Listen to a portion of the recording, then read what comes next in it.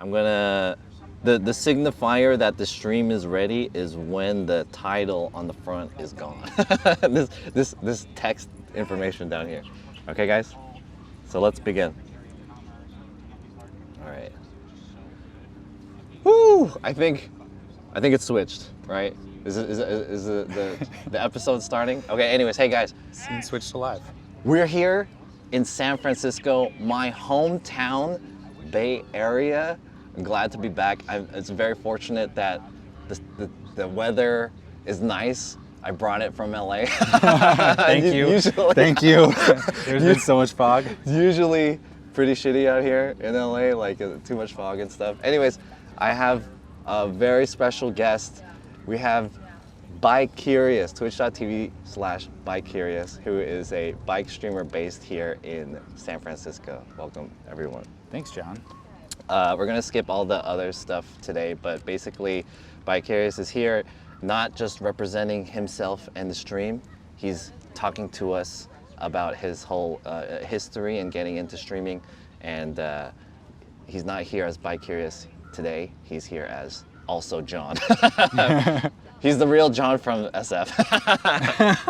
The John? No, I'm not from SF though. Oh, you're not from SF? Yeah, which I'm assuming you'll ask me about at some point. Yes. Actually, okay. So let's get into it. So I want to know everything about like how you got into streaming, but your life before streaming. So can you tell me about like before you got into here in San Francisco? Yeah, how they end up here maybe? How do you end up everything before this point you started streaming? I grew up in New Jersey, which... Jersey? Yeah, What part of Jersey? Jersey boy. Central Jersey, which I've learned recently is fictitious, that people from North and South Jersey don't believe that Central Jersey exists. So I feel like that's maybe very telling of what it's like to live in New Jersey. Oh shoot. So you were born in Central New Jersey? Yeah, and I lived just north of Princeton for like most of my life, or for the beginning part of my life until I went to college. Okay. Wow, so that's like a long time then. Yeah, until I was 18. Okay. And then I moved to, I went to school in Ohio. Really? Yeah. What part of Ohio? Athens, Ohio. It's like southeast Ohio, kind of in Appalachia, which I learned is the correct way to pronounce Appalachia. Was it high school or college? It was college, yeah. College, so you I went to college. College there, Ohio University. Ohio University. Yeah, Okay. and then that was like a small town, and I studied, I basically got a degree in independent study in school. What is an independent study? I just chose whatever I wanted to study. I did a lot of game development classes. We had like, it was one of the first schools to have a game design degree. Oh, really? So I was in school for video production, actually kind of like the live stream stuff. Really? And I just instead was like, I'm going to study games instead. And my advisor, actually, this is kind of a funny story. I was like talking to my advisor, like, well, my major is this video production thing, but I really want to do a lot of game development. She was like, okay, go for it. And I was like, all right, cool. What about like all these requirements and stuff I have to do? And she's like, don't worry about it. And I was like, great, cool. So I did this for like 4 years. A lot of it was independent study stuff. I built my own games, and I like really enjoyed it, and like made some stuff that I eventually like helped me with my career later, which is pretty cool. What game did you make? I made a game called Deep Sea Deli with a friend of mine. Deep Sea Deli. Yeah, and I reincarnated it and ended up selling it to one of the companies that I worked for, which is pretty cool. That sounds kind of like a Cooking Mama or something. It was an interesting game. What was the point of the game? What was the like? So the original incarnation that I made in college, it was a 2D game, like one fixed window, and you played as a narwhal that you controlled with your mouse, like big tusk coming out of its head. Yeah. And there were customers that showed up at the bottom of the screen with orders that were like a salami sandwich, so like salami, cheese, and then bread, and stuff like that. And what you had to do as the narwhal was swim around and stab falling pieces of meat and cheese on your tusk. So that you had made the a sandwich with the horn? Yeah, so you had the correct ingredients in the sandwich, kind of similar to like Diner Dash style, but with like this swimming narwhal, and then swim down and deliver it to the customer. And we had like a combo system where if you like stab lots of stuff like in rapid succession, you get bonus points and deliver the sandwich quickly, like the customer was happier and stuff like that. And it was actually pretty fun. And then I ended up kind of doing a different interpretation of that for mobile, like later on. Yeah, it sounds like a mobile game. Yeah, it worked pretty well on mobile. PlayFirst had it in the App Store for a long time, and it might still be there to be honest. But or now it's Glue Mobile. But it'll only run on devices that have like iOS like 7 or something like that and below. So can I download this game In now? theory, if you had a device that was old enough and running an old enough version Okay. of iOS, you legacy. could. But I don't think it'll let you download it now. Okay, And it might not even be in the App Store anymore. I'm not sure. Yeah, it's not mine. You make I sold money it. off of it? Yeah, but not that much. Not that much. Yeah. Okay. So were you a gamer in college? I'd never really played a ton of games growing up. I would get really deep into a game. Like what games were you into? Diablo 2, Command and Conquer, Red Alert. Okay. Red Alert 1, 2, and Generals. I played the crap out of all of those. Okay. I don't know if anyone's played ZZT. It's like a text-based adventure game. It was actually Tim Sweeney from Epic Games. It was like, I think his first like commercial game. Really? Back then it was called Epic Mega Games. And I played the crap out of that when I was like 7, or in 7th grade. That was, but yeah, so I would play like one game like really deep, and then when I got to college, Halo 2 came out, and like I had some roommates that were like good at Halo, and I really went hard into it, and I got to be pretty high level in Halo. Really? So that was like, I got really obsessed with it, and I was like, oh, I really like video games, so I wanted to study it at the same time. Gotcha. Yeah. Okay. Which was fun. I feel like I learned a lot. We had a really great game design teacher too that like taught me a lot about making games and really just like making products in general. Yeah. So I kind of like always have been working on some kind of project. So would you say like when you were in college you were doing a lot of like game related stuff? And Oh yeah, for sure. You saw yourself as kind of like graduating and going into the gaming field? That's what I imagined, but I wasn't really sure like what my path would be to get there. Yeah. But yeah, I think I didn't go into college with that expectation, but like being around the program and getting interested in it and meeting the teacher who taught the classes, like that got me really interested in it, and that is like what shifted my path. Probably when I was like a sophomore or early junior in college. What year around was this, like, in the timeline? I graduated from college in 2008, which you might remember also was the year that the economy imploded because of like the housing market crash. So that was a very difficult time to find a job. I got it. Yeah, so it took me like a year to find a job. Okay. Okay. All right, so you were going to school in Ohio. Yeah.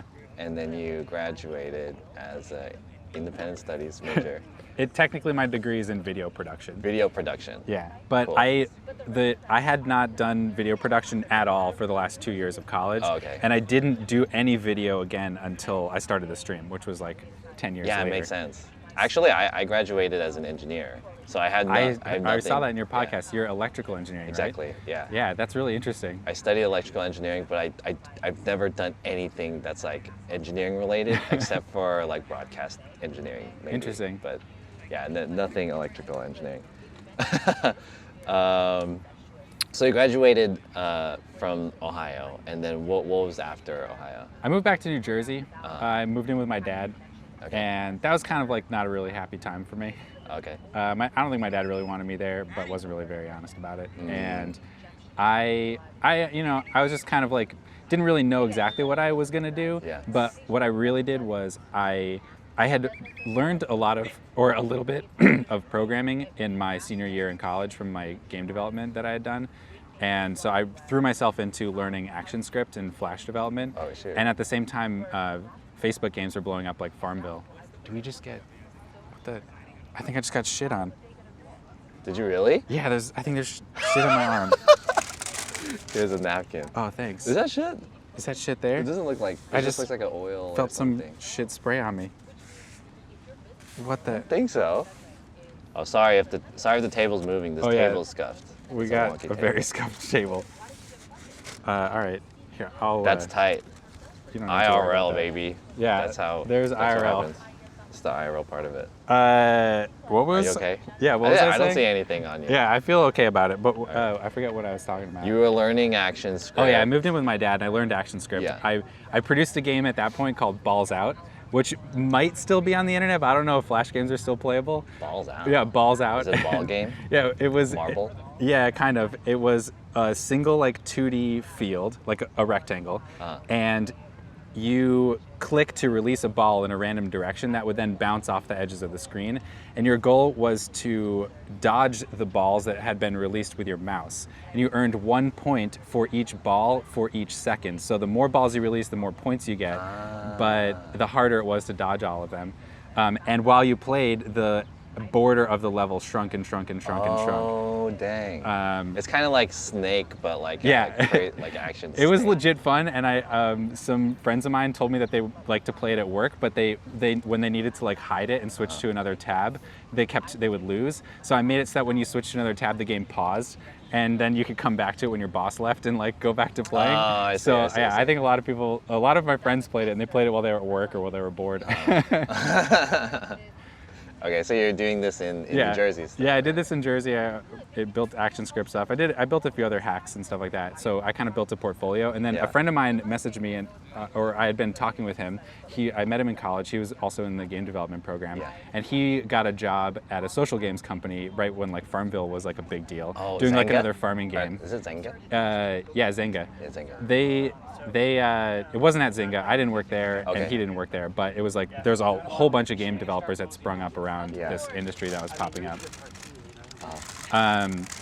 So I ended up. I started to look around on Craigslist a little bit. I applied to a couple of jobs as an ActionScript developer, and not even that many. I did not work that hard at this. And one of the like CEOs of one of these companies, a very small company at the time, called me when I was living in Jersey, and he gave me he did like a 20-minute interview with me on the phone, and he like immediately offered me a position, and I was like, sure. And so I was in San Francisco 2 weeks later. Oh, so that's how you came to San Francisco? Yeah, that's how I made it out here. Because of a Facebook game company. Yeah, exactly. I started doing Facebook games. We made a game called Mall World. Mall World. Yeah, it was a dress-up doll game for girls. Hey guys, I'm sorry to interrupt, but we have these tables reserved. Oh, seriously? Yeah, so we'll start setting up over here, but if y'all could wrap it up in the next few minutes, I'd appreciate that. All right, so let's get back into it. Where were we? You were talking about making a game? Mall World. Mall World?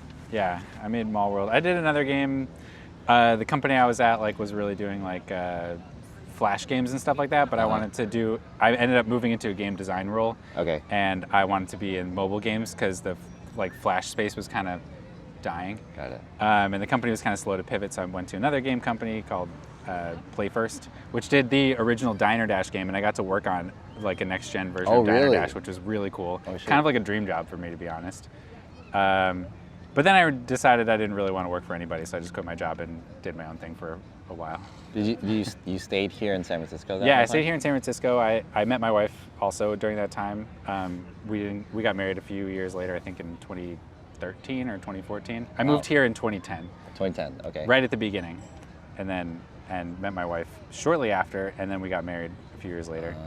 Is there any cool meeting your wife story? Was it we worked together. Oh, we worked together. Yeah, we worked on a project together. We worked well together, and we started dating, and then we worked at different companies, which was also good. Okay. But now we work together. I quit my job, and I worked on a bunch of different things. I did an electric bike project that I'd hacked together. I worked on a mobile app that tracked bike rides, which was fun, called Ride, and released that in the App Store. And I did also a bunch of contracting work in mobile development and things like that, because I had picked it up after learning ActionScript. I picked up this. Yeah. iOS development.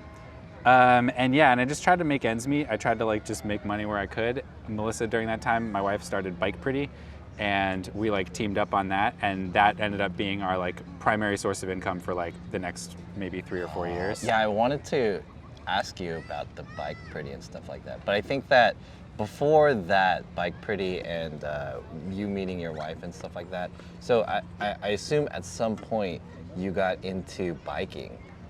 I guess, yeah, that's a good question. So how did you get What's my bike origin story? Exactly, yeah. Yeah, everybody's got one. I guess it kind of starts with my mom. When I was living in New Jersey as a kid growing up, she really encouraged me to go out and go to my baseball practice on my bike, or visit a friend's house on my bike. And I kind of started biking for transportation back when I was maybe 13 or 14 years old. and just a few miles here and there, and it was all Yeah. like pretty safe stuff. But she like showed me the routes. And then I got a driver's license and a car, and I was like, I don't really need my bike anymore. But I went to college, and it was a small town, and for the first 2 years I walked, but for my second 2 years, junior and senior year, we lived off campus, and me and all my roommates got into the town on bikes. And I found I really liked it, and it was way cheaper than driving. Like, it saved money on gas, and didn't need to own a car, have a parking spot, pay for insurance, like do all those things. And so I was like, this is rad. I'm just gonna live without a car now. And get around by bike in college. And then I moved back home to New Jersey, and my dad didn't really agree with that perspective. So I had a few years where I did have a car or a year and a half where I did have a car in New Jersey, but then I left it in New Jersey when I moved into San Francisco, and that was a big part of my moving here. I wanted to live somewhere where I could get around by bike all the time, and San Francisco seemed like a good option for me. Gotcha. So it was very serendipitous. Like, I didn't know coming here that there was like a burgeoning like tech scene or like a whole bunch of bike infrastructure. Well, yeah, but these things were like fun for me. At that time, there wasn't. Yeah, the whole tech thing true. came through, like, I guess when you came here. Right when I got here, yeah. Came here, and then the bike thing has only really been in this side of town too. I guess towards the Mission also. Which is also why I live in the Mission. Mission's huge bike area. Yeah, it's like lots of great bike infrastructure here, and I can get downtown without going over any hills, which is really nice. Yeah. So I have lots of like options. Right. Plus we're on BART right here, which is also extremely convenient. So yeah, I guess, my bike origin story is really kind of tied in with my desire to live in a city and how I kind of ended up here. Really? Interesting.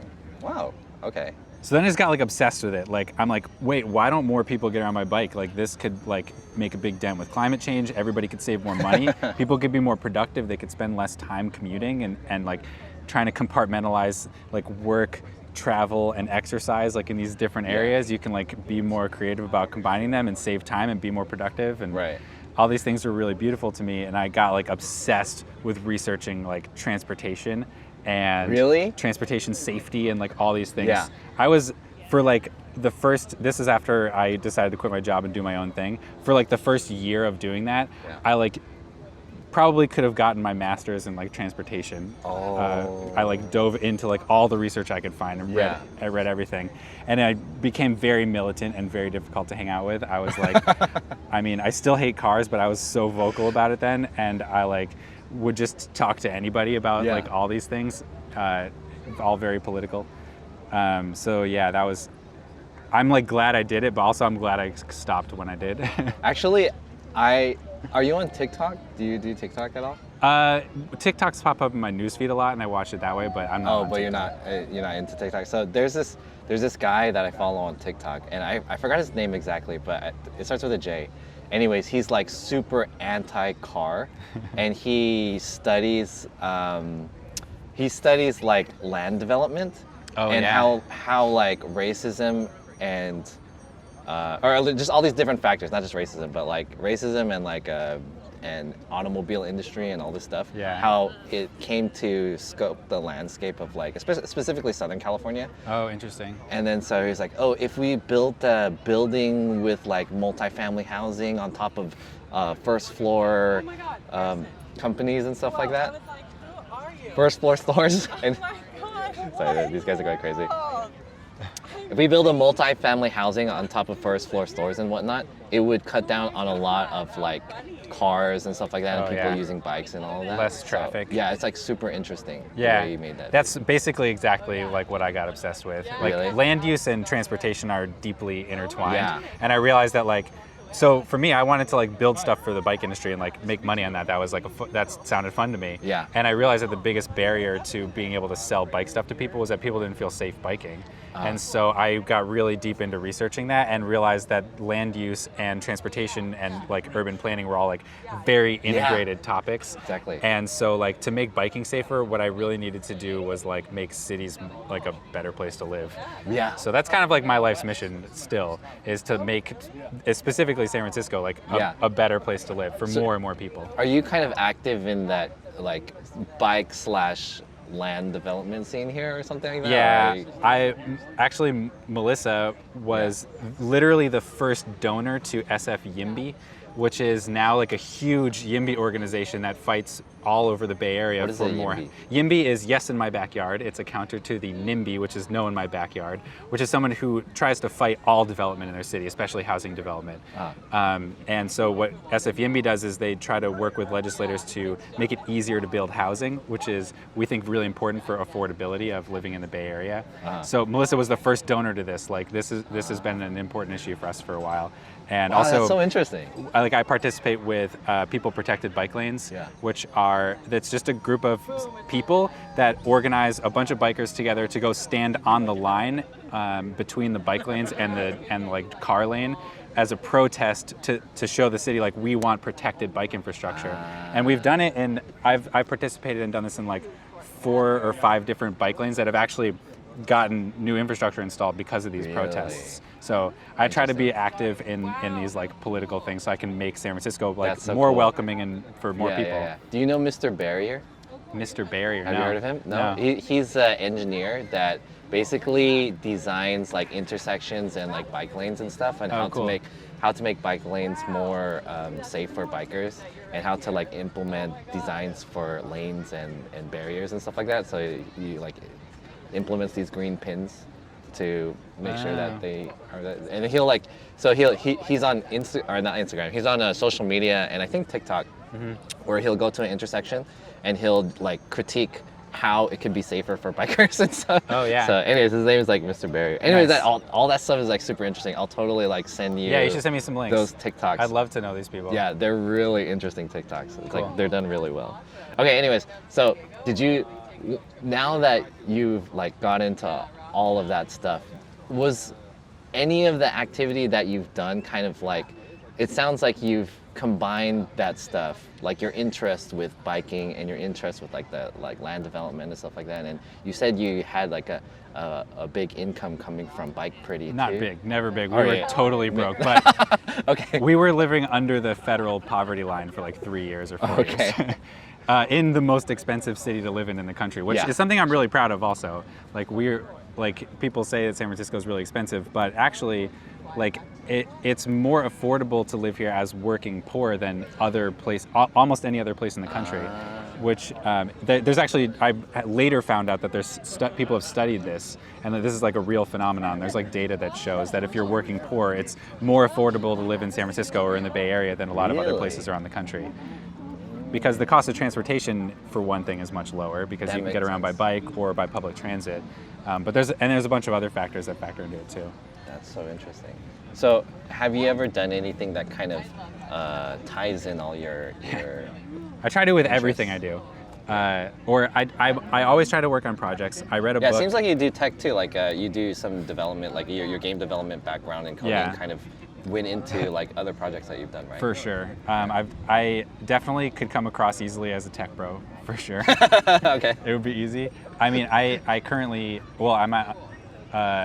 I am an engineering manager, and I have been at different technology companies. So like I do work in tech and the engineering salary is great. So I do it because it's good money and it's fun for me. I like to write code and work with engineers. So it's a cool thing. I'm not rich or anything, for sure. I'm not like one of those like self-driving car engineers making like $1 million a year or whatever. Yeah. For sure. But it's like it's good for it's the right level of income for like living in a city like this, I guess, or at least that people talk about. I forget where I was going with that.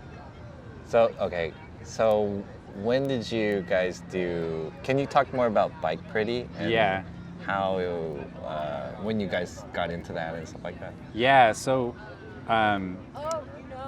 Melissa wasn't really happy in her job, and I was like, you could do something on your own, just like go for it.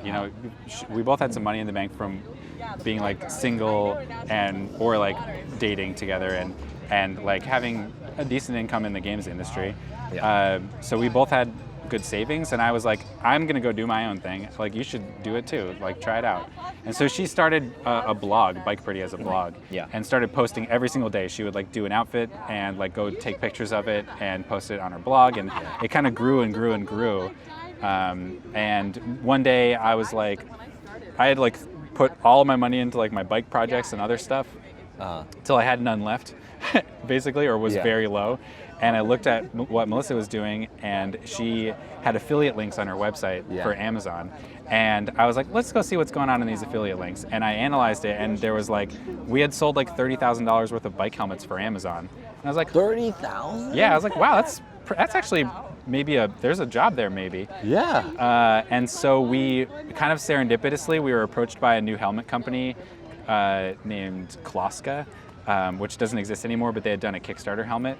And they were like, why don't you sell our helmets? And we were like, all right, well, we placed an order for like $500 worth of helmets and listed them on the website, and nothing like moved for a month or two. But then we like sold our first helmet, and then we sold another helmet, and we started working with another company that had more styles, and then we sold, we ended up doing like a couple $1,000s in sales over one Christmas. Holy crap. And we were like, wow, there's something to this. And we just kind of kept iterating on it and and figuring it out, and like the product kept getting better and better, and we started sourcing more stuff, and it kind of grew and grew to the point where we were able to make barely poverty wages. That's crazy. That's cool that you guys set that up yourself. Yeah, I'm really proud of what we built there. And actually, bikes were on the decline for a few years, and that's when I ended up getting a real engineering job, or getting a real job. And because we couldn't pay ourselves anymore. We had a whole bunch of inventory that we couldn't sell, and we needed to make money, so I got a real job. So basically, Bike Pretty is like you guys designed helmets, right? Right now what we do is we work with a helmet company named Yakai. Yeah. They make a helmet that's designed to have hats put over it, and we work with a manufacturer that produces the hats that we install on their helmets. So we sell someone else's helmet, but we make our own hats. I like to joke that we're the world's second largest distributor of oversized hats. So that's the one that you've worn on your stream, right? I think I've seen the silver helmet that I wear on stream. And stuff, right? This one is not ours, but we do sell this on Bike Pretty. This is a 1,000 helmet, and they're like good urban helmets. They're kind of premium. I think it's like $89 on our site. Oh, wow. But our big seller is called the Straw Hat Bike Helmet, which you'll see my wife Melissa, or sometimes Charlie when she's on stream. I've seen it. That. I think I've seen it. Yeah, it's like a sun hat style helmet that has like a big brim on it, and it looks very beautiful with a ribbon on the back. Cool. Okay, chat. Let's take a what's it called? Like a intermission? Not intermission, but like a portion of the chat where I can go into the chat and I can see what people are saying. So first of all, thanks Dimitri again for the raid, and thanks everyone for the follows. If anyone has some questions, I can kind of pull it up really quick right now. Really Bayboy says, can you show the bike and explain how it's holding together? Yeah, we'll get into that towards the end of the stream. And we're gonna go talk about his bike. Which we should try and do in about 45 minutes. Okay, yeah, well, we're like about halfway done with this. So we should do this. And then I wanted to say really quickly, sorry for all the sound and all the issues going on with this stream, but that's kind of like what I kind of want to happen, being in the IRL environment. I like the scuffness. It just happens, Yeah. Okay. If no one has any questions, I don't see any questions or anything in the chat. Let's move on to the next part where we talk about how you got into Twitch streaming. Yeah. I started with Instagram. So I wanted to build brand. I had worked on a couple of bike products that I wanted to be able to sell. The big one was the bike strap. It's a water bottle cage replacement that holds any object up to 5 inches in diameter and weighing up to 5 pounds. Oh, okay. I made it because I wanted a way to carry my Bluetooth speaker on my bike, and there wasn't really anything out there. And so I designed this thing to do that, and then I've been selling that on my website, modio.co, for like the last 6 years or so. Okay.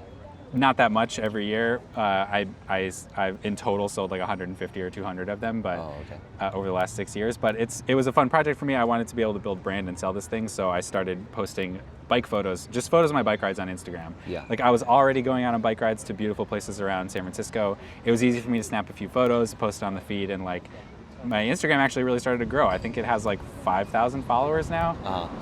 And I really only worked on it. Sorry, the Muni. I really only worked on it for like a year or so. but then, and I had, well, one of the things that was growing it was like I was using a Instagram bot to go around and like photos of people who were posting in like certain hashtags, and that grew my channel, or that grew my Instagram account. I kept getting followers through that. But then Instagram really cracked down on those bots, and then it just became too time consuming for me to like grow the account, and I wanted to do something else. Around this time also my kid was born, Valentine, and so the way I had to prioritize my time like changed a lot, and it was a lot harder for me to go on rides.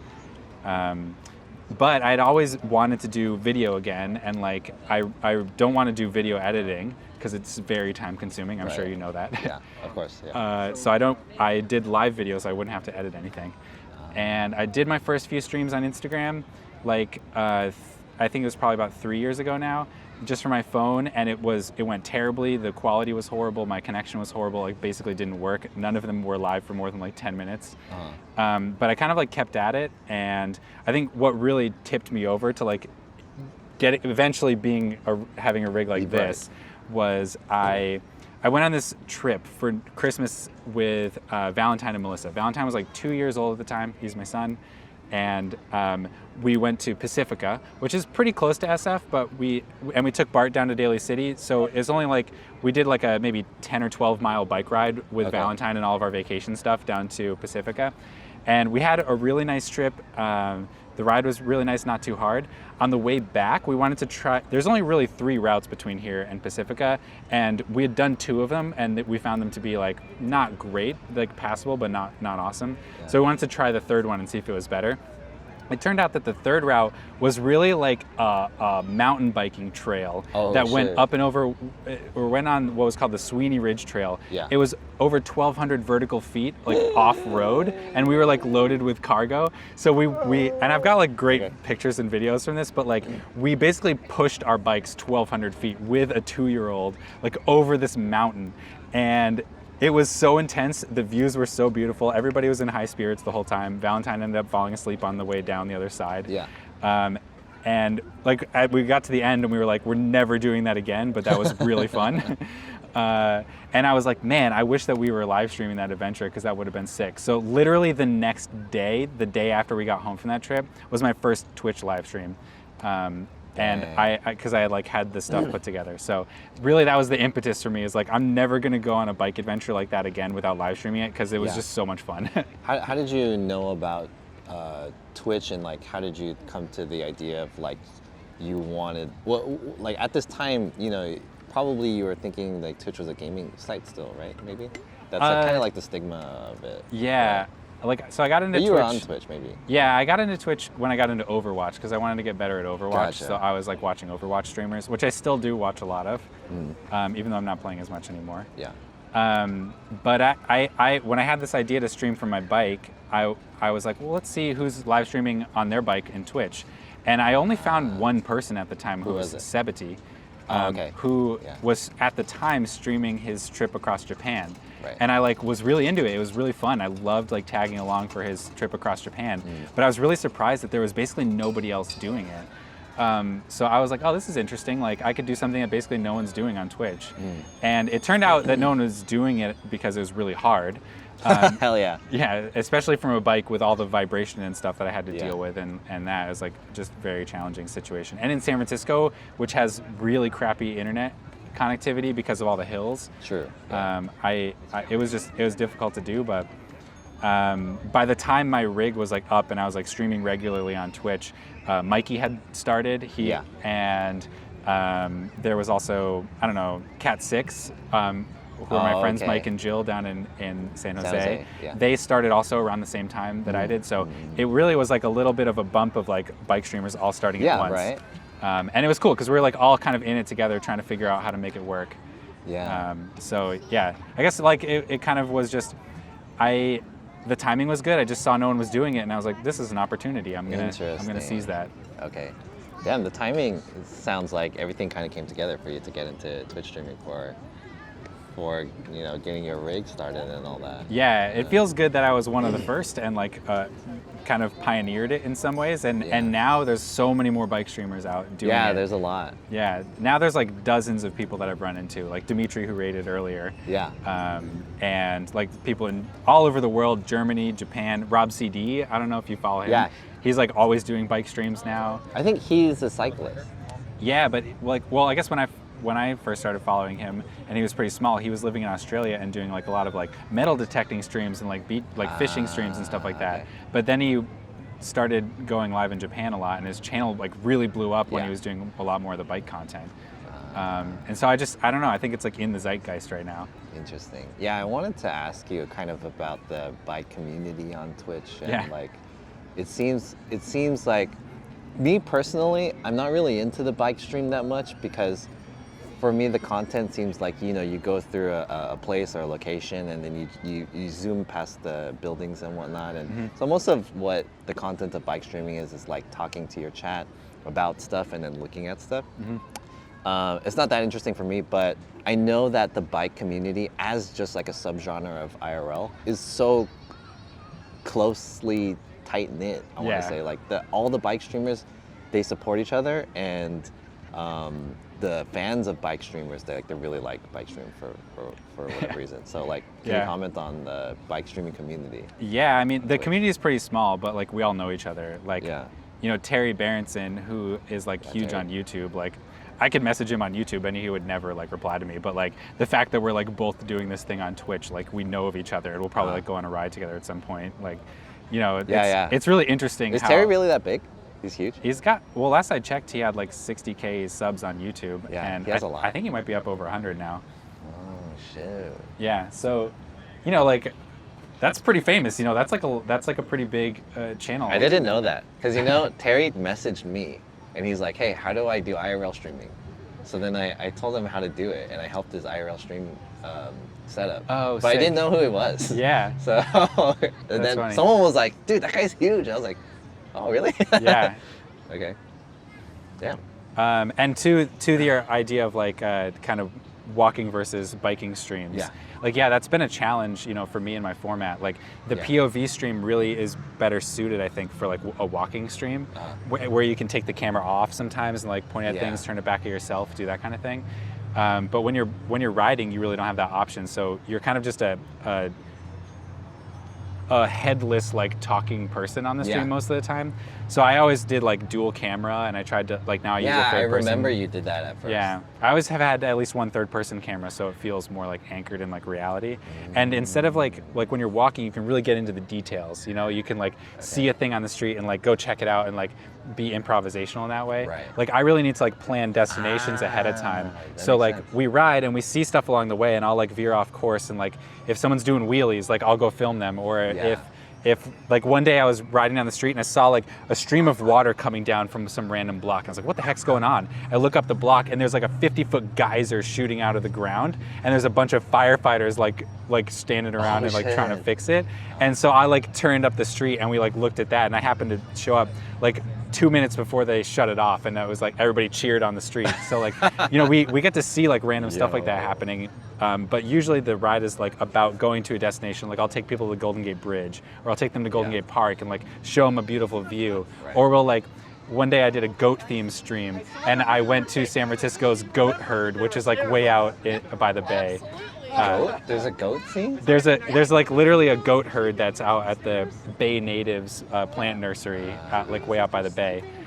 So I'll try to like pick destinations and then kind of hang out there for a while, and we can like mess around and do stuff. Gotcha. So that's kind of how I deal with the challenges of like kind of breezing by a lot of stuff, but you just have to like have more structure in place. I see. Yeah, I wanted to ask you kind of, okay, so,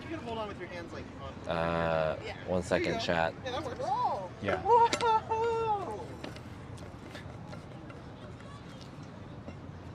Was that the guy that kicked us out? Was that the guy that kicked us out of the bench, dude? That guy and his fucking kid? Yeah, it might be. That was, I think, wait, no, he had a SF hat on. I don't really see him over there though, unless he's the one in the white t-shirt. The guy that just came here and just like, boosted his stupid kid. Okay, anyways, I wanted to add, okay, we're gonna get into talking about his bike setup, because honestly, his bike setup is probably one of the most unique setups that I've ever seen, and it's so fucking crazy. But before we, like, I'll bring the camera out and then we'll talk about it, but before we get into it, I'm curious, like, why did you want to design it like this? Like, I know you just said that you wanted to be more dynamic, and as opposed to being the POV, which most bike streamers use, they attach the bike to their chest, or the camera to the chest. But, like, why did you want it to be like this? That's what I'm curious about. I think there's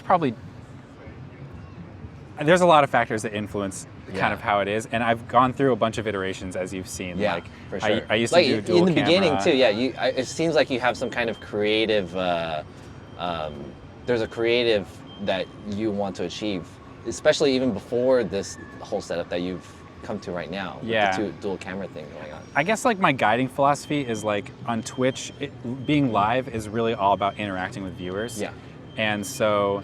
I wanted to create the experience of like a desktop streamer who's able to interact constantly while I'm on a bike. And I see. That gave me a bunch of other sort of motives. Like I always have a third person view so that you can see me, because like I'm the character on stream and you have to like anchor that voice with like a human. And I always have a dashboard up here, so if I need to, I can easily read chat. And my dashboard, you'll notice, is different than other streamers because of safety reasons. More Muni. Waiting for the train. All right, safety reasons. Yeah, so a lot of streamers mount their phone to their handlebars here, and I used to do deliveries for my bike, and I know that when you have that, you look straight down at the ground when you're looking at your phone, and I've rear-ended 2 cars while I was looking down at my phone mounted on the handlebars. Okay. So I learned from that I need to mount my screen further up and out in front of me. And so when I do this, when I look at the screen, I have good vision of the road while I'm riding, and it's a lot safer for me. Okay. But that also eliminates the possibility that I can do a chest cam, because if I did a chest cam, you'd just be staring straight at the screen. Right. So because I prioritize that interaction with the viewers over that, like, you know, POV viewer, the simplicity, I guess, of the rig that you get from POV, I end up with a much more complicated set of like scenarios I have to deal with. Jesus. All right, let's take a look, chat. I'm gonna bring the camera out. Let's see if we can. Yeah, I guess it's probably good to film in this direction, right? Because the view's really nice. Or maybe I should. Why don't I put the bike here in the grass, and you can film out this way? Yeah, we'll leave the setup here. I'm gonna bring the camera around. By the way, while this is going, thank you guys, everyone who is watching in the stream. I hope you guys are enjoying this. Thanks for the follows, SDS, Stress, The Force, and Hellvu. All right, this is it. Is there a name of your bike? Do you have a name? Yeah, I do. I named my bike Warren Cars. Warren Cars? Warren Cars. WARRENKARRS. And it's a play on the phrase war on cars. Oh, I see. Because this bike, being a cargo bike, is basically like a car replacement for me. Like I can do all my grocery shopping in the. Let me just pick up my backpack off the ground. You also have like a. Yeah, I have it connected to here. I'll just have this. All right, cool. Now we're mobile. Perfect. Yeah. So, actually, it might be good to start at the back where the rig really is focused. Dude, this is crazy. Look at this, chat. Yeah, I guess we can start tripod. I've gone through like 2 or 3. This is my 3rd mounting solution for the camera on the back of my bike. This one is a surveyor's tripod, and the surveyor's tripod was good because it's really sturdy. It's also really heavy. Like just the tripod weighs like 10 pounds. Holy crap! But the thing is that like with all the vibration and stress on the rig, like I really needed something super beefy. So this is a pretty recent addition. And then this here, like my arm that I have, I actually like just zip tied the piece of my old tripod onto the top of this. So I have like the arm that comes out. And this arm is really critical because that's what gives me my like 2/3 view. Right. So I'm like in 1/3 of the screen and the viewers can see what's in front of me in the other 2/3. That makes sense now, because in my head I was thinking like, why do you have such a beefy like tripod thing? But it's this vibration. Yeah, I kept breaking tripods is the real reason. I've broken so many Makes tripods. sense. All right, what do we got going on over here? Yeah, so then all this is wired in here. This is my main rig. And like I've mentioned, vibration is like really hard to handle. So all of my stuff is mounted on this like, this is a cocoon like strap thingy. Organizer. These are all, organizer. These are all just elastic bands. So here's the main brains of the operation. It is a Latte Panda single board PC that runs Windows. Oh. And I have OBS on it and Speedify for multi-network bonding. And then I have 2 modems. So right here is a Verizon modem, the 8800, what is it? 8800L. 8800L, yeah. And then this one, the Netgear Nighthawk M1.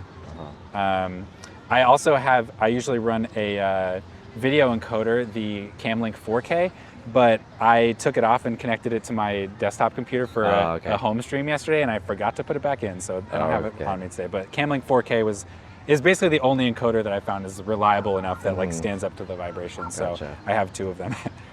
And then down here I have a 2600 milliamp hour battery, which is responsible for powering the computer, both modems, get their power. Actually, no, this modem runs off battery. Yeah. So this modem, and that's actually it, just those 2 devices. Holy crap. I got some antennas. I don't really know if they work or not, but they're there for now. So he has an actual PC, and then it connects to this, right? Yeah, this is your so monitor. this is my monitor. It's a 10-inch 1080p monitor. On the right half, I usually have OBS running, so I can see a live preview of the video. It is a touch screen, although the touch functionality on it broke like a month after I bought the monitor because I think because of vibration. Oh, okay. So now I have to use a little trackball mouse that I like bring around with me. Shoot. So I can't do a lot of scene switching and stuff right now. It's not really set up for it, but it's okay how it's set up.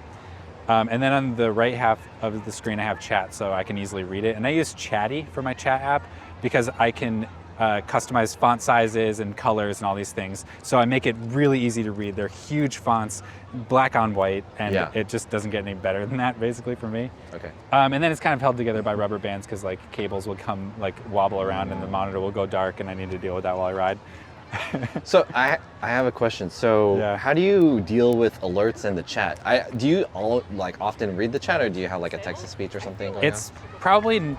I probably shouldn't talk too openly about it because I don't know okay. about Twitch terms of service. I read chat whenever I feel like it's safe to read chat. Gotcha. And I have a little ding message or a ding sound that plays anytime a message comes in, so I see what's in there. But I would love to do more filtering on it. Like I feel like there's too much sort of noise that I mentally filter through, and I have too many things going on to like do that reliably, I would say. Okay. And now you also have like a huge bucket. Yeah, and this is a cargo bike, so it's in the style of what's called a baker's bike. So the front wheel is only 20 inches, and the rear wheel is 26 inches. So it's kind of a mullet bike. And the front wheel is smaller so that you can have a really low cargo platform. Yeah. And that gives the bike a really low center of gravity when it's loaded up. So right now you can see I've got like all of my my backpack, my helmet. I've got like 2 jackets with me and a bunch of stuff. I carry like everything I could ever need with me, basically, because I just have all this space. Yeah. But also this is set up not with the bucket on it, but like it's strong enough that you can carry an adult human on the front of the bike. So I've actually I'd taken my wife on a date. Taxied some people. She'll like ride up front, and I've pedaled her up to the top of Dolores, and we'll like enjoy the view up here. That's cute. It's romantic. Really adorable. There's no more adorable thing than riding around with your partner on a bike. Yeah, like what's it called? Like a tandem? Yeah, exactly. Except we do it with cargo bikes. Yeah. We also have an electric cargo bike that we'll do that with for sure. Cool. Yeah, and I sometimes pedal my friends around up here. I would love to do it on stream one time. Have like someone who watches the stream regularly come out and ride the bike around. Wouldn't that be kind of heavy though? Oh, it's really heavy. And I have to go slow. It's not designed to have like 150 or 200 pounds on the front, but it definitely does it. And I have a friend that like has the same bike that does it regularly. Sheesh. All right, let me do like one walk around of this guy. Take a look at this. This is like the B-roll of this behemoth war on cars. War on cars. This is car. Amazing. That's tight. Cool. Okay. let's get into the chat really quick. Yeah, we can see if there's questions. Yeah. And then we'll kind of wrap this up. So, chat, if you guys have any questions for John, feel free. We had a guest sit down at the bench.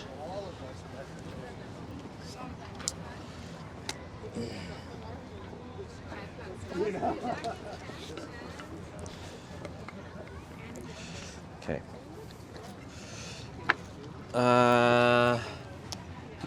Chili says, been watching Bikecurious for quite some time, but have never been active in this chat here. Wow. Chili's a regular Really? with the Curious crew. You know who you are, Curious crew members. Quan says, is riding hills harder with the smaller size wheels? Ooh, that's an interesting question. No, actually that bike, it is very responsive and it handles great. And I honestly think that the smaller front wheel has some advantages with handling, which is interesting. Some of the weird things about that bike though, because of the setup, are when people ride it, number one, they sometimes feel really uncomfortable because they can't see the front wheel. It's got cargo over it, Okay. which is a weird thing to get used to at first, I think. Yeah. When you turn, it doesn't turn the cargo, or does it turn the No, it doesn't. The handlebars turn independently of the cargo, which is why you Gotcha. can safely And it stays carry so front. much weight up there. Okay. And then the other thing that's kind of weird about the front wheel is that it doesn't take bumps very well. So like it's a really small wheel, which makes it really stiff and rigid, Yeah. and it also like can't climb very big bumps very easily. Okay. It'll just like slam into them. So a lot of vibration comes through, which is probably part of why I have so many vibration problems. I see. Because it's just no suspension and like No tiny little suspension. wheel up front. I also don't ride very fast. That helps. American 2050 says, ask him how it is possible that he still didn't get in the ocean since he moved to SF. It's not really a... Have I ever been in the ocean since I've lived here? I don't think so. It's very cold. That's why you need like a wetsuit. I don't know how many of you guys have ever been or lived in San Francisco, but San Francisco people don't typically go to the beach here because one, it's very dirty, and two, it's cold. It's not like a Santa Monica or something like that. Ocean Beach is pretty clean. Yeah. But yeah, it's very cold. Yeah, the weather here is not like beach. Let's go to the beach weather. When you It's imagine typically- California weather, it's probably not San Francisco weather. Yeah. Today is like an exception. I think today's pretty nice. Yeah, today's quite But warm. typically it's not this warm here. Yo, On, what's up? It's cold. Okay, so I think, yeah, guys, keep the questions coming.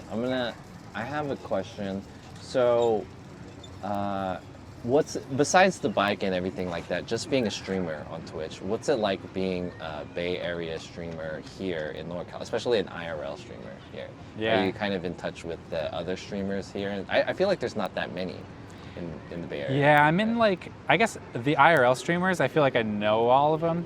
Yeah. Like Two Mins for Roughing Yeah, Two and Mins for Roughing. Kuya when he streamed, and Yeah. and also Maka. Cat 6 and yeah, Maka Waka. Yeah. Like I feel like I kind of know the whole IRL community. Yeah. But also I don't invest like a ton of time in my stream. I usually work on a lot of different projects, and so I try to limit my stream time to, it's probably about 6 hours a week is what I spend on it, including the time when I'm live. So I definitely, I mean, I wish I could be more active in the community, but I definitely am not as active as I would like to be. I see. Quan says, does he know Terry Berenson, and if so, would he ever do Hotline video? Terry has reached out to me about riding in the Bay Area together. So I think it'll happen. Like, I think Terry is planning a trip out here, and when he's here, we'll ride together. He asked me, he didn't like formally ask me, but he came to California a very short time, maybe like less than a week. And he was like, John, where you at? And I was like, dude, you didn't even tell me you're coming here. Okay. Oh wait, where's my? I have some questions. Do you have anything with your streaming that's like essential, like your schedule and your workflow for streaming? Um, What's your schedule for streaming, first of all? yeah, I guess I don't want to get too precise with my timing because I don't want to reveal any information about where I live. Yeah. But it usually, from the time that I leave my house to the time I'm live, is usually about 30 minutes. And in that time, I leave my monitor installed on my bike and the tripod installed on my bike when it's parked where I park it. Yeah. But like my camera, the computer, and a few other things, I like have to install when I get to the bike. Yeah. And I'll try and get as much of it set up as possible, like out on the sidewalk where I still have like my home Wi-Fi and I can still get access to tools and things if things go wrong. And then I go to my normal start location, which is out on Valencia Street, and then I'll just click a few buttons to go live and roll from there. So that's kind of my workflow, and I've arrived at that over like kind of messing up a lot of things over the years. What's the hardest things about bike streaming? About bike streaming? Yeah. I mean, for me, it's the camera mount for sure. Like getting a really high quality shot, like really nicely framed shot of like the beautiful things that are around me while riding a bike is definitely the hardest part. And which is why I'm really happy with the third person view that I have now, because I spent 2 years iterating through different camera positions and mounting strategies and views and all these different things. And finally arrived at this like third person view, and I think it really does a nice job of framing the scene nicely, and it's also very reliable. Like I can just get on the bike and go, and it doesn't require a lot of fiddling, which can get kind of dangerous if I have to fiddle while I'm pedaling. So I was gonna ask kind of more like if there's any like tech considerations of your stream, like if you run into any issues while streaming on a bike. But I would imagine a lot of bike streaming is like how safely can you do it? There's like cars going around too, and there's like a lot of stuff you would consider on a bike stream. Right? Yeah, there is. That's one of the things about like with game streaming, if you die, you just respawn. We're playing hard mode difficulty. Yeah, we're on hardcore. There is no respawning.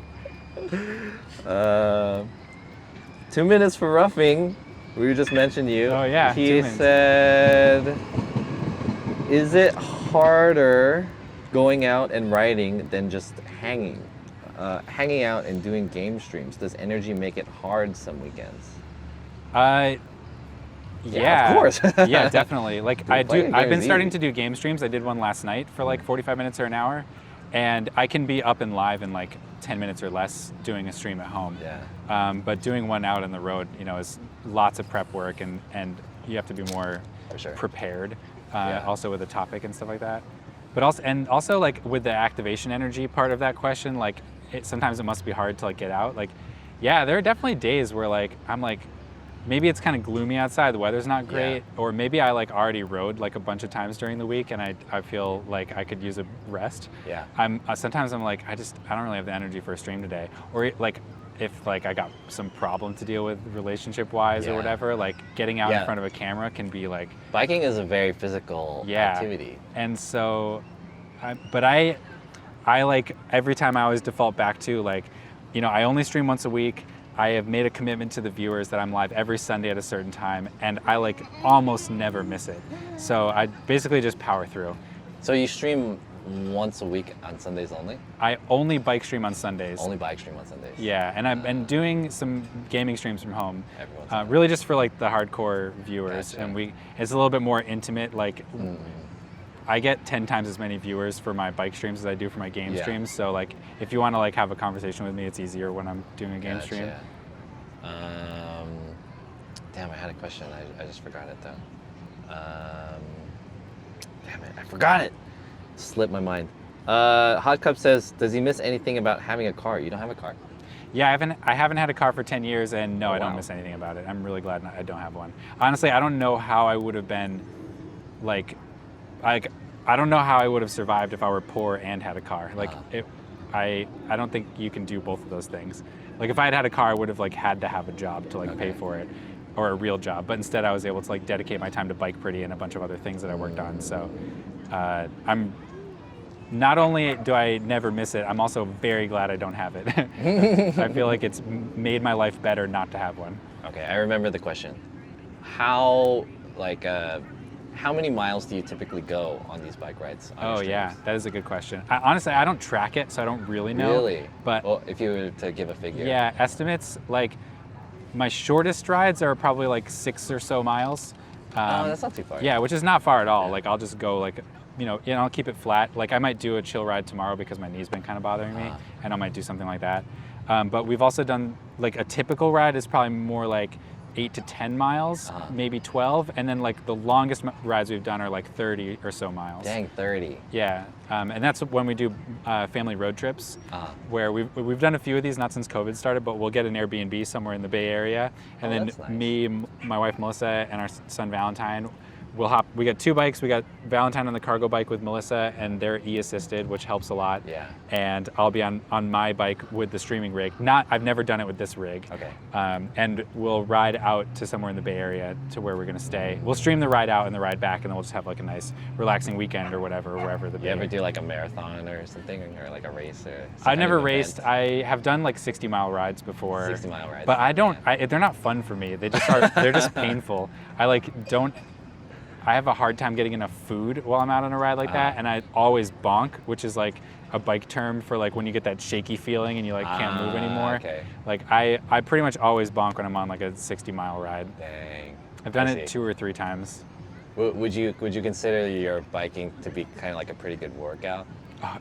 Yeah, definitely. Even just like a leisurely ride. I realized like I used to work like only about like by bike only about, I don't know, 5 or 10 minutes away, but I would bike into the office every day and come home. And then when COVID ended, like I put on weight. Like sure. it's definitely, even just a short ride where you don't really work that hard is still like pretty good exercise. Gotcha. Okay, guys, if you guys have any last questions, I think I'm pretty much out of my questions, except I wanted to finish with one more question. And my ending question is, what's like the craziest thing to happen to you on your bike stream? Oh man, I should have an Like answer your prepared for most this. like memorable thing to have. Anything crazy happen? I mean, I have streams that are, definitely crazy things have happened. This is kind of a terrifying Usually thing. we end the stream on like a cool story to end on, so I want to hear it. I once saw a guy that was like tipsy with a bunch of friends like fall off of one of those like electric scooters and like smack his head on the ground, and that made me very nervous. That kind of messed me up that day. But the story I'll tell. Okay. I think probably my favorite stream so far, maybe the hot tub stream. The one where you like superimpose the hot tub that was on your very funny. biking. Okay. But my favorite stream, I think, was Valentine's Day this year. I strapped my Bluetooth speaker to my bike and I downloaded a fart soundboard on my phone, and all the restaurants were only outdoor seating. So I found all of the outdoor restaurants where people were on Valentine's Day dates, like having their romantic dinners, and I rode my bike right by them with the volume turned to max on my speaker, playing fart noises. And we were just trolling for Valentine's Day, and I was just like dying laughing. It was the funniest freaking thing. It was so immature, but also like it was just really, really hilarious. Like drive-by trolling on your Yeah, on exactly. your bike. That was definitely my favorite stream. Yeah, if you wanted to use that idea someday, feel free. That's interesting. The like mobile. Have you ever just tried to do some kind of like bike content, like mobile bike content, like we're having a party on this bike or something like that, or I don't know. That's a great idea. I love that. Yeah. I have not done that. One thing I'm really tempted to do is, like, for work, I'm on Zoom calls a lot. Yeah. I've wanted to do a Zoom call from my bike for so long. Just like show up to some company-wide meeting, like riding my bike around would be freaking hilarious. I've actually seen this guy on TikTok who does something like that. Oh my God, that's awesome. He'll be like, basically he has this rig that's set up to his body where there's like a camera and there's a laptop in front of him. And on the backside, there's a green screen.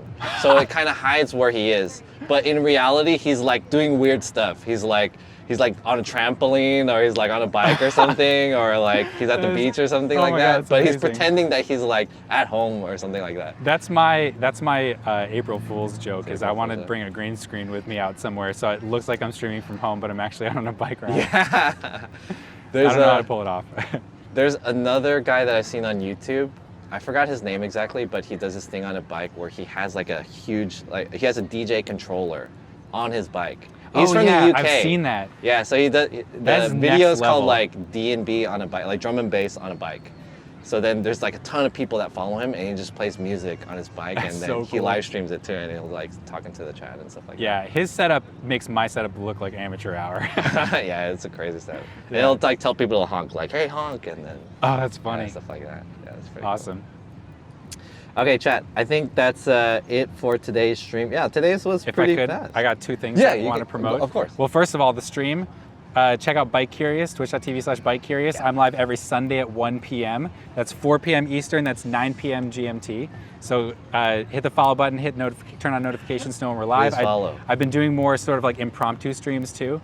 So definitely check that out. Also, I've been working on another project that's streaming related, a piece of technology that it's called f-stop. What it does is it stops your stream from effing. So if you're a streamer and you've been looking at ways of keeping your IRL live stream up all the time, what the system does is it makes it so that there's a fallback video that you can play when your stream goes down. I'm sure, John, you probably have that with your Synapse setup. Right. The thing with f-stop is that it's a lot less expensive and it's a lot simpler than running OBS in the cloud. It really only handles falling back to a backup video when your stream goes down, but it does so with like very little configuration and no maintenance on your side as a streamer. Plus, it's a lot less expensive. So like the Synapse server is probably $60 a month or something like that, $80 a month, 90 bucks a month, minimum. which is pretty expensive. But this setup, I don't know what the price is yet, but I'm targeting like a $20 to $25 a month price point, Wow. which I think That's is kind of a very game affordable. changer Yeah, for live streamers. So go check out fstop.live/signup, and that's where you can sign up to be an alpha tester. I don't know when my alpha is going to be ready, but I am looking for live streamers that are willing to be alpha testers on this setup. So fstop.live/signup for that setup. So those are the two things I want to promote. Damn crazy. Yeah, if you wanted to say anything else left in the chat, I think no one has any questions or anything. So yeah, thanks John for coming on the podcast and talking about his whole crazy bike setup and everything like that. I appreciate it. Thanks for having me, John. It was Yeah, really of nice to course. also like chat for a little while. Yeah. And it's very flattering having someone ask you questions about yourself for an hour and a half. No, it's so interesting. I've done this a few episodes already, and I feel like every time I talk to someone, they have some like really super interesting thing that I would not have understood. Like I would have known either. Fire. The Bay Area is getting hypey. Where's the fire? That's my old man joke. Anyways, thank you guys for having me. Thanks. Welcome to San Francisco, and I appreciate it. Thank you guys for coming onto the stream. And let's. Oh yeah, follow me on YouTube. That's where I'll upload the VOD up to there, and yeah, I'll edit it. Hopefully, it wasn't too bad. Thank you guys for watching again. Let's see who's on. Is there anything else you wanted to say while I find someone to raid? Nope, I'm good. Thank you, though. I'm good. Thank you also, everybody who came out and watched. It was really nice hanging out, chatting, answering some questions. Also, if you're a Bikecurious fan, you don't yet follow John SF, make sure to give him a follow. He is one of our very few San Francisco IRL streaming kindred spirits. Yeah, I now live in LA, but Yeah, but it's California, and Bay Area will always be your home. I'm gonna send you guys off to Bottlehead. Yeah, let's go raid Bottlehead. They're a new IRL streaming couple in Japan. Oh, sick. And if you guys have anything last things to say, thank you guys for coming again. Bottlehead. Is it just Bottlehead or is? I've never heard of them there it before. is. Yeah, just Bottlehead. When's the co-op bike ride with John in the back seat? I The front seat. a concept of this podcast that I wanted to do with him was we would be on like a tandem, one of those family bikes that seat like 4 people, and I was gonna put cameras on the rigs, Oh, like God. 2 or something like that, and we would just bike and we would just do this podcast while biking together. Dude, I am so down I wanted to do that, but then there wouldn't be a section where I could talk about his bike. Oh yeah. Because you like have to we would not. be on a different bike, so. Well, we could still do that. Now that we've gotten this out of the way. Exactly. Maybe next time. Let's do. We can make that as content next time. We'll you can stream ride on one of a- my cargo bikes. Yeah, we can rent that at the Golden Gate Park. They have that at the Golden Gate Park. Car bikes. They're four Yeah. wheels. Yeah. Okay, guys. Have a good one, everyone. Bye, everybody. Thanks for hanging out. Hey, guys. You guys want to hear my impression of the guy that just kicked us off? Hey, we have a reservation. Can you guys, get out in maybe like 12 minutes or something? We're gonna have a cool party for our tech bros. I also work at What's that business called?